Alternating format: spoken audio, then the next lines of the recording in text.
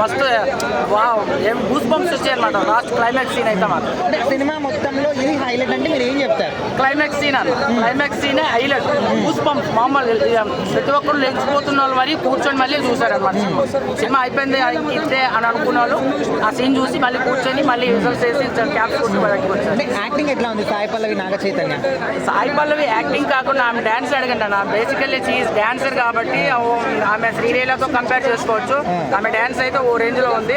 ఆమె అందరూ యాక్టింగ్ అంటారు కాబట్టి యాక్టింగ్ గురించి అయితే ఆమె లేడీ కమలాషన్ అని చెప్పొచ్చు అన్న. యాక్టింగ్ లో లేడీ పవర్ స్టార్ కదా, పవర్ స్టార్. దయచేసి పవర్ స్టార్ తో కంపేర్ చేయొద్దన్న. పవర్ అదంతే, ఆ టాప్ ప్లేస్ ఎవరికి ఇయ్యారు. అంటే ఇది నాగ చైతన్య కంబ్యాక్ అనుకోవచ్చా, లేకపోతే నాగ చైతన్య సాయి పల్లవి డామినేట్ చేస్తుంది అనుకోవచ్చా? లేదు, అట్లయితే వన్ మెన్ షో అని చెప్పాలి. నాగ చైతన్యకి ఎక్కువ రోల్ ఇచ్చారన్న సాయి పల్లవి కన్నా. ఆ నాగ చైతన్య పక్కన ఉండే వాళ్ళకి కొంచెం స్కోప్ ఇస్తే బాగుంది. ఎందుకంటే ఆయనతో పాటు ఒక 20 మెంబర్స్ మూవీలో చెప్పున్నారు కాబట్టి ఆ 20 మెంబర్స్లో 5 మెంబర్స్ పెట్టి కొంచెం కామెడీ చేస్తుంటే బాగుంది. ఆయన ఉంటారు కదా భావన ఆయనకు కూడా క్యారెక్టర్ ఇవ్వలేదు, కొంచెం అది డల్ అనిపించింది. పాకిస్తాన్ జైల్లో ఆ సీన్ ఎట్లా ఉంది అది?